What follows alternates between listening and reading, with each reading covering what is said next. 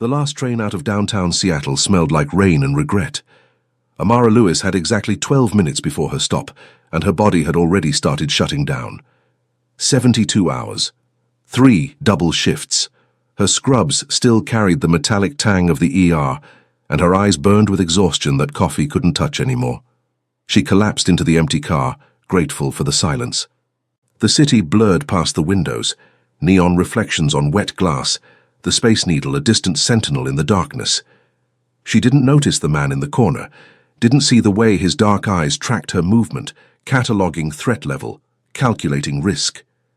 Seo Kang-min had taken this train for 5 years, always the last car, always alone. Men who lived in his world knew better than to sit near him. This woman didn't know, didn't see the danger in the expensive watch, the too-perfect posture, the white shirt with 4 buttons undone that revealed the edge of black ink curling up his neck.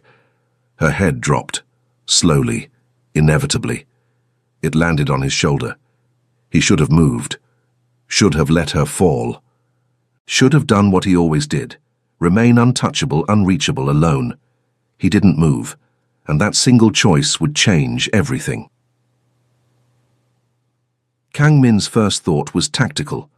Threat assessment. The woman against his shoulder weighed maybe 130, exhausted beyond consciousness. Scrubs meant medical.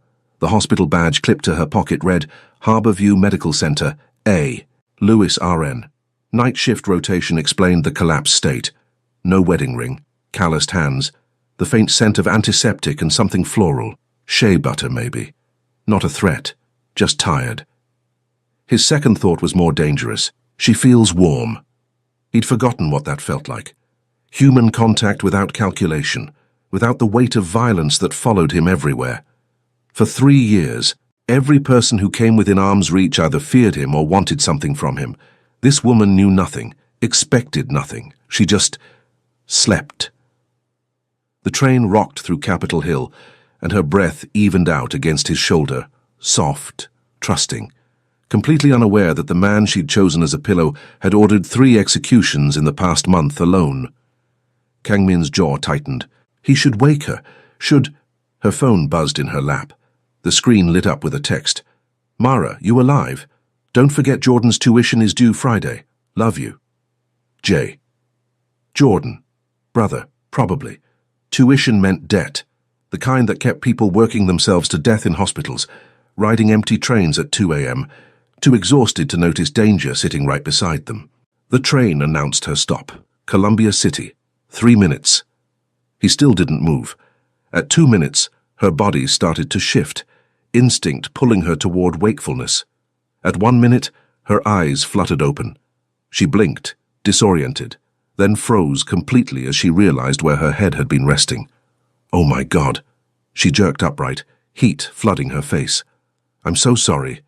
I work nights and I'm so sorry. Kang-min turned his head slowly, giving her the full weight of his attention. Most people looked away when he did this. This woman, Amara, met his eyes directly, embarrassment warring with something else. Concern, maybe, like she thought she'd bothered him. It's fine, he said. His voice came out lower than intended, rougher. He never used it much anymore. It's not fine, I literally fell asleep on a stranger. She stood quickly, grabbing her bag as the train slowed. I'm really sorry. Thank you for not, pushing me onto the floor or something. The doors opened. She moved toward them, then paused, glancing back. Are you okay? The question caught him off guard. No one asked him that. Ever. I'm fine. She nodded, unconvinced, then stepped onto the platform. The doors closed between them. Kang-min watched her walk away, shoulders squared despite the exhaustion, head up despite the hour.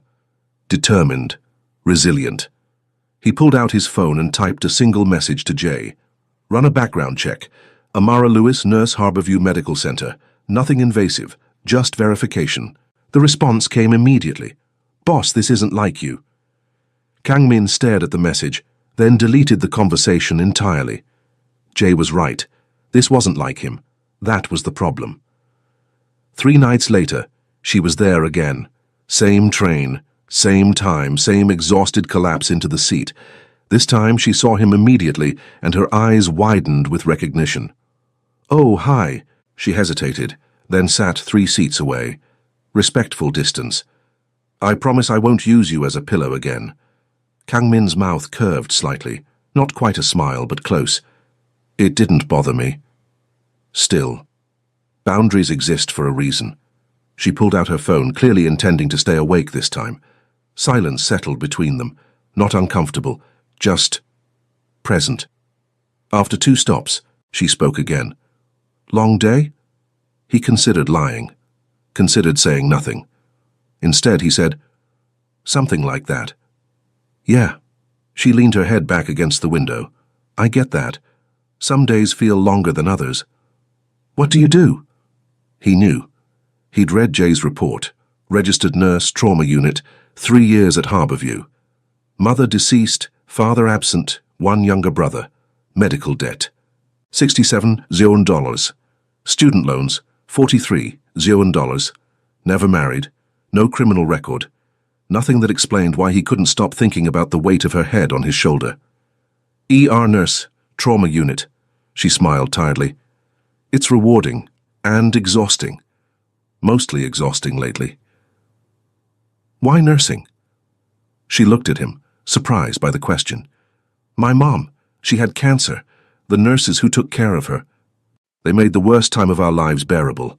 I wanted to be that for someone else." There was no self-pity in her voice, just fact, just truth.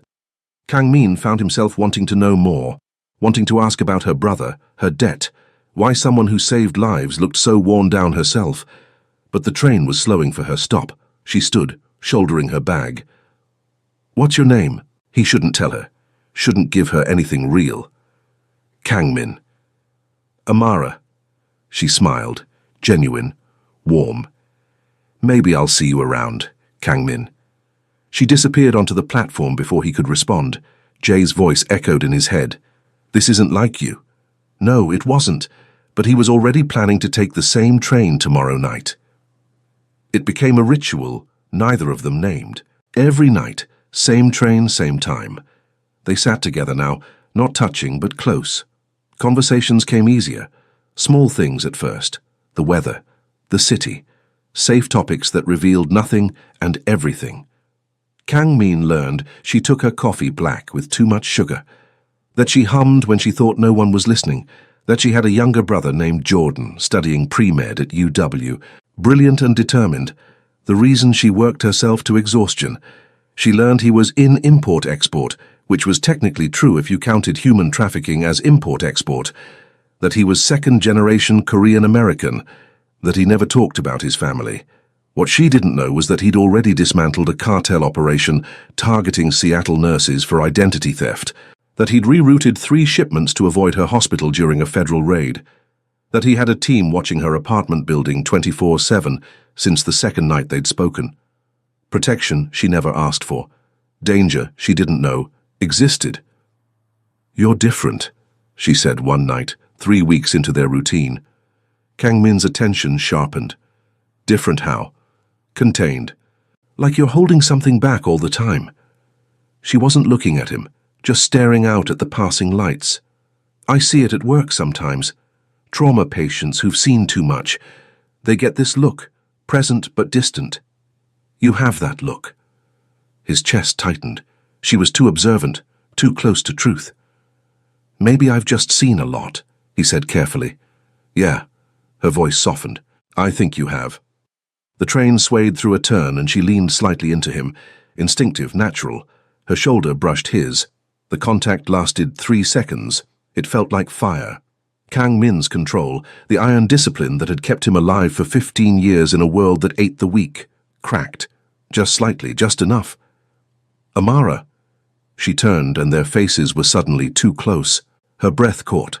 His eyes dropped to her mouth, full lips slightly parted. He could smell her shea butter and exhaustion, and something underneath that was just her. The train announced her stop. Neither of them moved. "I should go," she whispered. "You should." She didn't. The doors opened, closed. The train pulled away from her stop. "I missed it," she said, but she didn't sound upset. "I noticed." "Kang Min." His name on her lips did something to him. Something dangerous and irreversible. What are we doing? Running toward disaster, inviting death, choosing the one thing I can't have. I don't know, he lied. Her hand moved, tentative, questioning, until her fingers brushed his where they rested on his knee. The touch was electric, dangerous, absolutely forbidden. He should pull away, should end this before it became something that could destroy them both. Instead, he turned his hand over and laced his fingers through hers. The universe punished them immediately. 2 nights later, Kang Min saw the black SUV idling across from the train station. Wrong model for civilian use, tinted windows too dark for legal, position too perfect for coincidence. Mikhail Volkov's crew. His blood went cold. They'd been watching, calculating, identifying weaknesses in an organization known for having none, and they'd found her, found the one thing that could break him. Kang Min called Jay before Amara appeared. Code Red. Volkov's crew at Columbia City Station. Civilian compromise. Jesus Christ.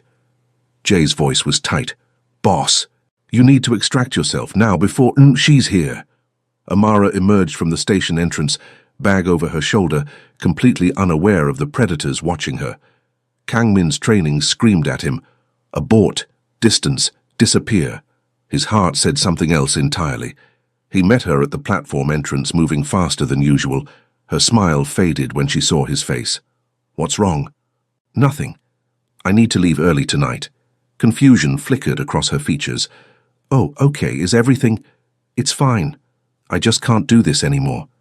The words came out harder than he intended. Harsher. Designed to wound, to push her away, to save her life. Her expression shuttered. Do what? This. Whatever this is. It was a mistake. The hurt in her eyes made something inside him crack. But hurt was better than dead. Hurt could heal. Dead was permanent. I see. Her voice went flat, professional. The nurse voice she probably used to deliver bad news to families. Well, thanks for being honest. She turned and walked away without looking back.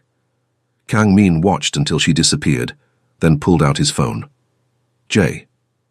I need full surveillance on Amara Lewis 24/7, no gaps, and find out everything about Volkov's movements in the last week. You're making this worse, you know that? I know. She's a civilian. If Volkov thinks she matters to you, she doesn't. The lie tasted like ash. Amara didn't take the train for 5 days. Kang Min knew because his security team reported every movement. She worked double shifts, slept at the hospital, avoided the train station entirely. Smart, self-protective. It was killing him. On the 6th night, she appeared. Different route, earlier time, deliberate avoidance of their old schedule. She looked exhausted, shadows under her eyes deeper, shoulders tight with stress. Kang Min followed 3 cars behind. He'd become what he swore he'd never be, obsessed, compromised, weak. The irony wasn't lost on him. 15 years of building an empire on calculated violence and emotional detachment, destroyed by a woman who fell asleep on his shoulder. Rain started as she exited the station, typical Seattle weather, sudden and thorough. She didn't have an umbrella. Didn't run, just walked through it like she'd stopped caring about staying dry. He caught up at the intersection near her apartment. Amara. She spun, eyes wide, then narrowed when she recognized him. You've got to be kidding me. I need to talk to you. You said it was a mistake. Message received, now leave me alone. She turned away. He caught her wrist, gentle but firm. I lied. The rain soaked through his white shirt, plastering it to his chest. The ink on his neck was fully visible now, the traditional Korean tiger that marked him as both predator and protector, violence and restraint. She stared at the tattoo, then at his face. Why would you lie? Because getting close to me is dangerous. That's dramatic. It's true. Something in his voice must have convinced her, because her anger shifted into concern. What are you talking about? What kind of danger? He couldn't tell her, couldn't explain that men like Mikhail Volkov would use her, hurt her, kill her just to prove a point. Couldn't admit that every moment they spent together painted a target on her back. So instead, he did the most selfish thing he'd ever done. He kissed her. It wasn't gentle, wasn't tentative. It was months of restraint breaking, weeks of wanting, days of staying away, all collapsing into a single moment of absolute surrender. Her bag hit the sidewalk, her hands fisted in his soaked shirt, pulling him closer, even as rain poured over them both. She tasted like coffee and determination, and everything he'd denied himself for years. When they finally broke apart, both breathing hard, her eyes were dark with desire and confusion. "That," she said shakily, "was not an explanation." "I know." "Kang-min, what's going on, really?" He should tell her, should warn her properly, should give her the truth she deserved. Instead, he said, "Just be careful. Pay attention to your surroundings. If you see anything strange, anyone following you, call the police immediately." "You're scaring me." "Good. You should be scared." He stepped back, putting necessary distance between them, even though every instinct screamed to pull her close and never let go. "Stay away from me, Amara, for your own safety." This time when she walked away, her steps were slower, uncertain, and Kang-min knew he'd just made everything infinitely worse. The signs started small. A car parked outside her building that didn't belong to any resident. The same man at the coffee shop 3 days in a row. Her apartment door slightly ajar when she came home from a shift. Nothing stolen, nothing disturbed, just open. Amara wasn't stupid. She'd grown up in Seattle, knew how to read a neighborhood, how to sense when something was off. Something was very off. She called the police twice. Both times, they found nothing. Both times, they suggested she was stressed, working too hard, seeing patterns where none existed. On the 8th night after Kang-min's warning, she came home to find her door not just ajar, but forced. The lock was broken, splintered wood, professional work. Her heart hammered against her ribs as she pulled out her phone. She should leave, should run, should call 911.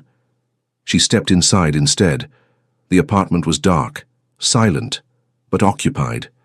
She felt it, that animal awareness that something predatory was waiting. "Hello, Amara." The voice came from her living room, accented, cold. A man stepped into the hallway light, middle-aged, expensive suit, eyes like a shark. 2 more men appeared behind him. "My name is Mikhail Volkov," he continued pleasantly, "and we need to have a conversation about Seo Kang-min." Amara's nurse training kicked in. The same calm that helped her handle trauma patients now steadied her voice. "I don't know who that is." Volkov smiled. "Don't insult my intelligence. You've been meeting him every night for weeks, train stations, coffee shops. Last week, you kissed in the rain like something from a movie." He moved closer. Very romantic. Very stupid. Her mind raced. These men knew about Kang-min, knew about their meetings, which meant whatever danger Kang-min had warned her about was standing in her living room. "What do you want?" "Nothing from you, dear. You're simply leverage. Kang-min has something that belongs to me. A shipping route. Very valuable, very non-negotiable. He'll return it or—" Volkov gestured casually toward her. "Well, you understand." "You're insane. I'm calling the police." She moved for her phone. One of Volkov's men crossed the distance faster than she could react, grabbing her wrist with bruising force. "I don't think so." Amara did what any ER nurse would do when grabbed by a hostile patient. She fought. Her knee came up hard. The man cursed, grip loosening. She twisted free, grabbed the lamp from the side table, swung it with everything she had. Glass shattered. The man stumbled. Volkov's expression shifted from pleasant to dangerous. "Restrain her." Both men moved forward. Amara screamed, not from fear but from fury, from the absolute refusal to be a victim in her own home. The front door exploded inward. Kang-min appeared like something from a nightmare, or a savior depending on perspective. But this wasn't the controlled man from the train. This was something else entirely. Violence incarnate. He moved with terrifying precision. The first man went down before Amara even processed what happened. A strike to the throat, another to the temple, unconscious before hitting the floor. The second man pulled a gun. Kang-min was faster. The weapon clattered away. Bone cracked. The man screamed. Kang-min didn't stop, didn't hesitate, didn't show mercy. Just cold, efficient, brutal elimination of threats. Volkov backed toward the window. You're making a mistake, Seo. She's just a woman, not worth starting a war. Kang Min's voice was unrecognizable, rough, dangerous, absolutely lethal. Touch her again, and I'll burn your entire operation to the ground, every warehouse, every route, every person who works for you. I'll erase you so completely that even your mother won't remember your name. For a nurse? Volkov laughed, but it was shaky. You've gone soft. No. Kang Min stepped forward, and even Amara felt the menace rolling off him. I've just found something worth protecting. Now get out before I change my mind about letting you live. Volkov fled. His men followed, one limping, one unconscious, and dragged. Silence crashed down. Kang Min turned slowly to face Amara. His white shirt was torn, revealing more of that black tiger tattoo. Blood spattered his face, not his own. His dark eyes were still cold, still dangerous, still locked in whatever violence mode he'd entered. Then he saw her expression, and everything in him crumbled. Amara, she stepped back. Who are you? I can explain. You just broke into my apartment and beat 3 men unconscious. Her voice shook. You threatened to burn down someone's entire operation. She stared at the unconscious man on her floor. Oh my God, what are you? I'm someone who shouldn't have gotten close to you. He took a careful step forward. She took one back. His jaw tightened. I knew this would happen. I tried to stay away. You're a criminal. It wasn't a question. The realization settled over her like ice water. Every warning sign she'd ignored, every strange comment, every moment of contained violence she'd sensed but dismissed. Yes. The single word was worse than any explanation. No justification, no excuses, just truth. What do you do? Her voice barely worked. What? What kind of criminal? Kang Min met her eyes directly. The kind you read about and hope isn't real. Import-export was true, just not the legal kind. I run an organization that moves things across borders.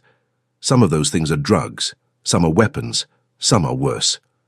Amara's stomach twisted. People? Not anymore. I shut down that division 3 years ago.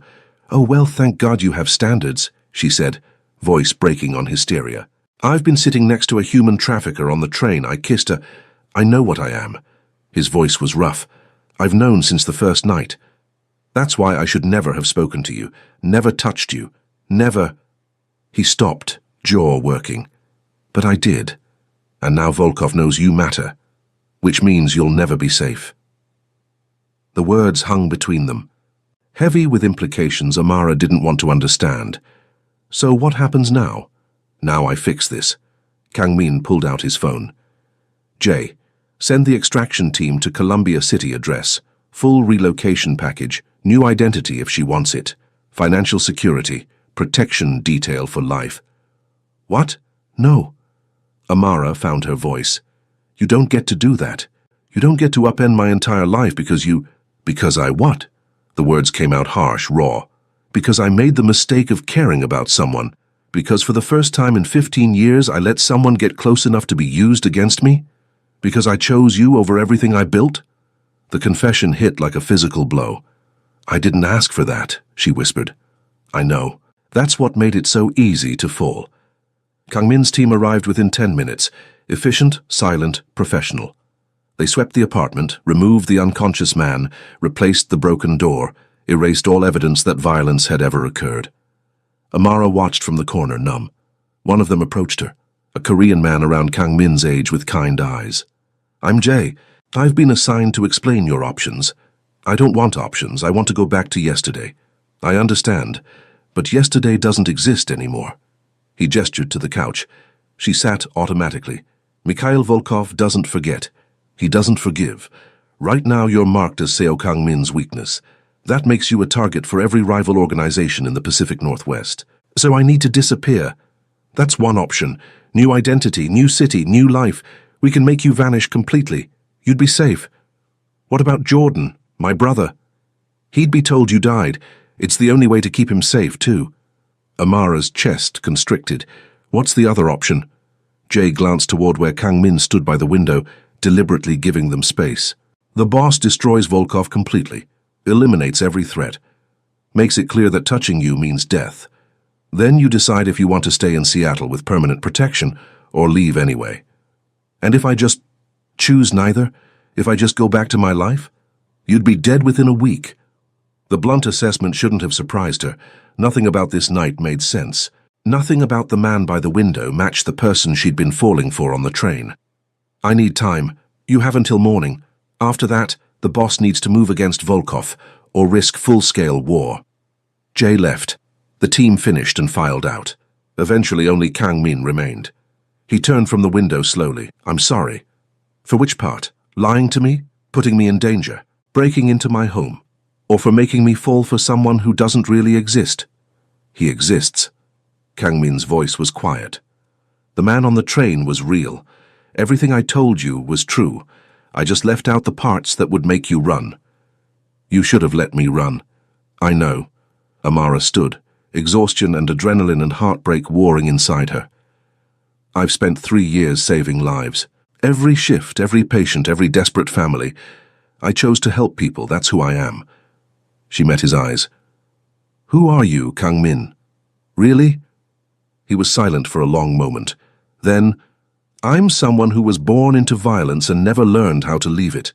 My father built an empire on blood and I inherited it. I've killed people, destroyed families, done things that would make you sick. He paused. But when I met you, I remembered what it felt like to be human, to want something other than power and control. You made me remember who I was before all of this. And who was that? Someone who wanted to be good. His voice cracked slightly. Someone who still had a choice. The admission hung between them, raw, honest, devastating. Amara moved toward the door. I need you to leave.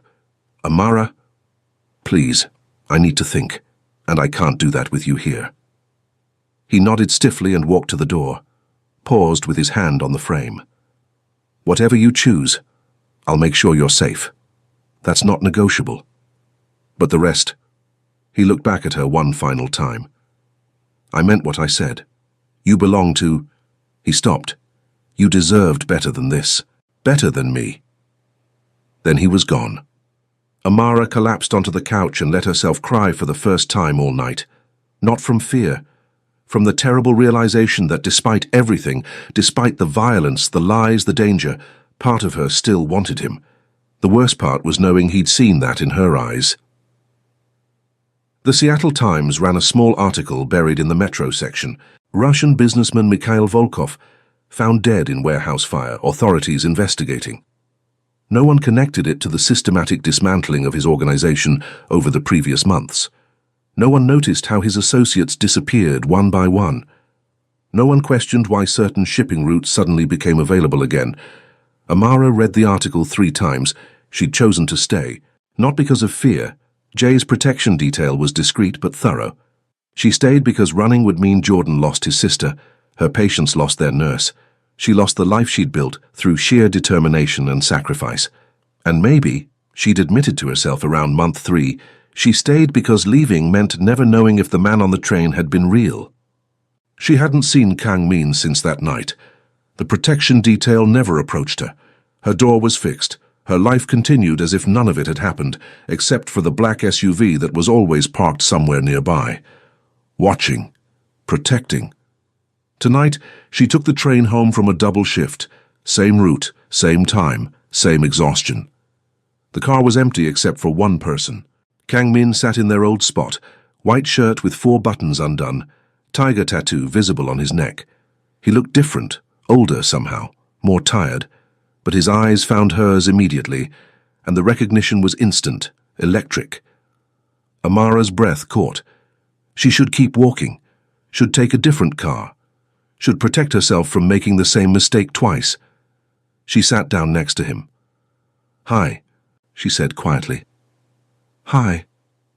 Silence stretched, not uncomfortable, just waited with everything unsaid. "I read about Volkov," she finally said. "Good riddance." "Did you—" "Yes." The single word should have horrified her, should have sent her running. Instead, she felt only a terrible sense of relief that the threat was gone. "Why are you here, Kang Min?" He turned to face her fully. "Because I've spent 6 months making sure you'd never be in danger again. I've restructured everything, changed routes, eliminated threats, built walls around you. He paused. And now I'm here to offer you a choice. A real one, this time. What choice? I can disappear completely. You'll never see me again. Protection stays in place, but I'm gone from your life. His voice roughened. Or I can stay on your terms, at your pace, with complete honesty about what I am and what that means. No lies, no illusions, just the truth and the knowledge that being with me will always carry risk. Amara's heart hammered. That's not fair. You can't just show up and... You belong to me. The words, the title phrase, stopped her cold. Not possessive, not controlling. Just true, stated like a fact he'd been carrying for months. That's not how it works, as she said, but her voice shook. I know, but it doesn't make it less true. He leaned closer, and she could smell him. Familiar, dangerous, devastatingly real. I belong to you too. Have since the night you fell asleep on my shoulder. That's the problem. I can't turn it off. Can't walk away. Can't stop making sure you're safe even when you hate me for it. I don't hate you. You should. I know. She closed her eyes. God, I really should. When she opened them, he was watching her with an expression that broke something inside her.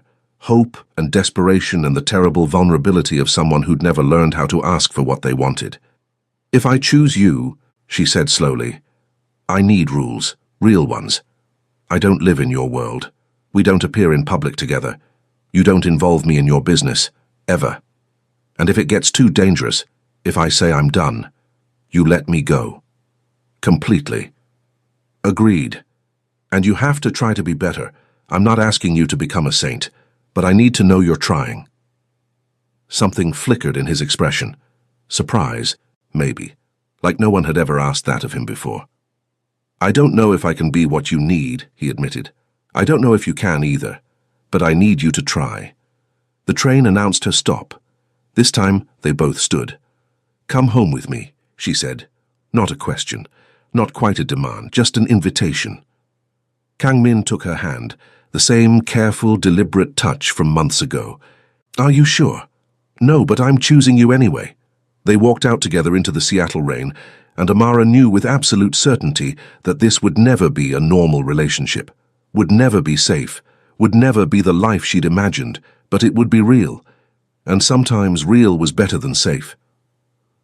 Jordan didn't understand why his sister's boyfriend never stayed over, why they never took photos together, why Amara kept that part of her life carefully separate, but he liked Kang Min anyway, the quiet man who'd funded an anonymous scholarship that covered Jordan's last 2 years of tuition, who'd helped Amara pay off her medical debt through some mysterious investment opportunity, who looked at his sister like she was the only person in the world. He's intense, Jordan said one morning over coffee. Amara smiled into her cup. Yeah, he is. But he makes you happy. It wasn't quite happiness, more like peace inside chaos, safety inside danger, love inside conditions, both of them understood but never spoke aloud. Yeah, she said again, he does. That night, she took the train home as usual. Kang Min was waiting in their spot, always there, always watching for threats, always making sure she arrived safely. Hey, she said, sliding in next to him. Hey. He pulled her close, and she let herself lean into his shoulder, exactly where this had all started.